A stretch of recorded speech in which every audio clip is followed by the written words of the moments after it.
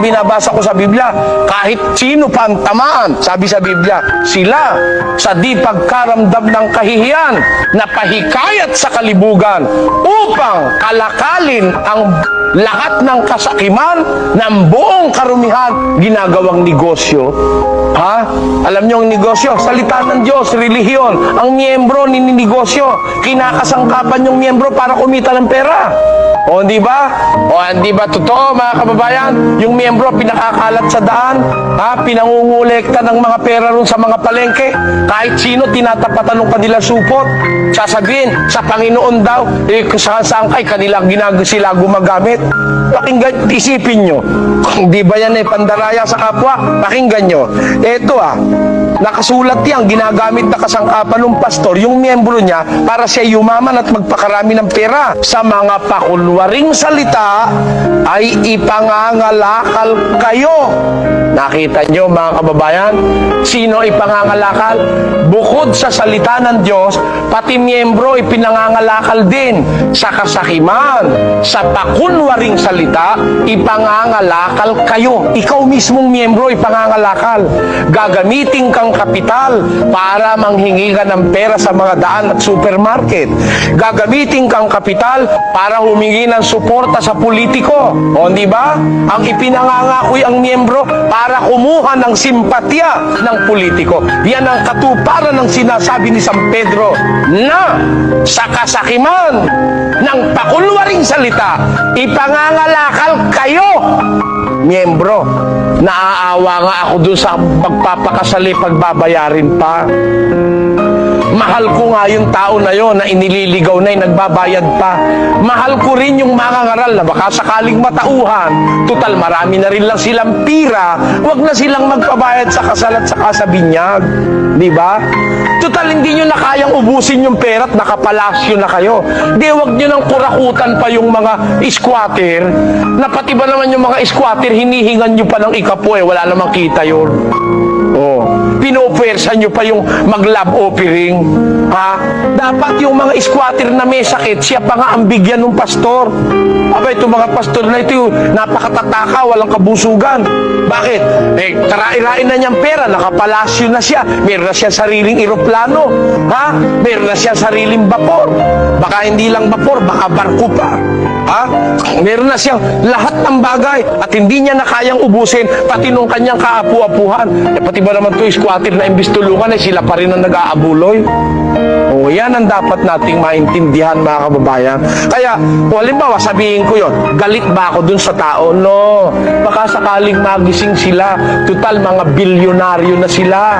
Mga milyonaryo na yung mga pastor. Baka magising. O di, nakatulong ako sa mahihirap na huwag na silang pahirapan ng kanilang mga pastor at huwag na silang lukohin na paasahing bubuksan ika ng Diyos ang langit, maghuhulog ng pagpapala, wala kang paglalagyan, siksik, liglig at umaapaw. Asa naman ang asa yung tao. Wala na siyang pera, bibigay pa niya. Kasi umaasa siya na sa paggawa niya noon, gagantihin siya ng Diyos ng literal, siksik, liglig at umaapaw, material na mga bagay na sasagana siya. Kaya sa pag-asa niya sumagana, nagsusugal siya sa relihiyon para lang siyang tumataya sa wedding. Na sa pag-asang makatama siya, nahuhut-hut ng nahuhut-hut siya araw-araw, taya siya ng taya. Ganon din naman ang kalagayan nitong mga nagre-relihiyon na pinaasa ng maling pag-asa ng mga pastor na pagbigay daw ng ikapo, bibigyan ng Diyos ng pagpapala, siksik, liglig, umaapaw.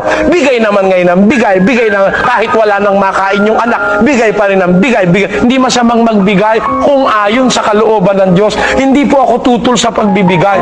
Mapalad ang nagbibigay kaysa sa binibigyan. Pero kung ang binibigyan natin, pastor naman luloko, pinalarami natin ng kayamanan para lalong makapanloko, hindi tayo dapat magbigay.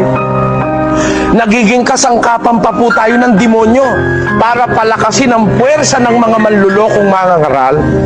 Yan ang layo ng palatuntunang ito. Sabihin nyo ba, wala kaming pag-ibig sa kapwa? Kaya nga po kami naglalakas loob magsalita ng ganito. Dahil mahal namin ang mga kababayang Pilipino na mahigit ng 400 taon niloloko sa relihiyon. pinagkakakwartahan, ginagawang palabigasan at gatasan ng mga mangangaral na ang ginawang opisyo at hanap buhay ay ang relihiyon. Sapagkat hindi kami gaya ng karamihan na kinakalakal ang salita ng Diyos. Maraming nakita si Pablo noong pang kanyang panahon, kinakalakal ang salita ng Diyos. Ginagawang negosyo ang salita ng Diyos. Para kumita, magkamal ng kayamanan ang mga mangangaral na ito. Pati salita ng Diyos, kinakalakal nila. O ngayon, kung nung panahon ni Pablo, marami ang nakita niya na nangangalakal ng salita ng Diyos. Sabi niya, hindi kami gaya ng karamihan, kinakalakal nila ang salita ng Diyos. Ngayon, mas marami po akong nakikita ngayon na mangangalakal ng salita ng Diyos. Hindi lang ang salita ng Diyos ang kinakalakal, pati yung kanilang miyembro. Sabi ni San Pedro, sa kasakiman, sa pakunwaring salita, ipangangalakal kayo. Kaya, ito po'y panawagan sa mga kababayan, huwag kayong magalit sa palatuntunang ito. Bigyan lang tayo ng sapat na karapatan ng pamahalaan, lahat ng katiwalian sa relihiyon, atin pong tatalakayin sa Biblia. Ang Biblia, batayan natin, hindi tayo magbabatay sa kung ano-anong chismis. Biblia po ang ating bubuksan, ipakikita ng palatuntunang ito sa inyo.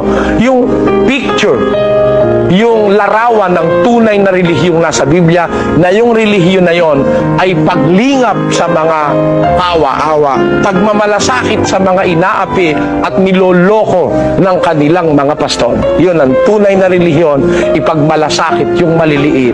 Ang kanilang karapatan, hindi lang pantao kundi pati ang kanilang karapatang maging dapat sa Diyos, makawala sila sa mga kuko ng dambuhalang mga pastor na matatakaw sa relihiyon. O kasama ka ng nanonood ngayong nagagalit sa akin.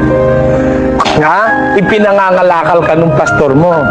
Ginagawa kang kasangkapan para lumakas ang impluensya niya, para lumakas ang kanyang kapit, para siya makapagdikta sa gusto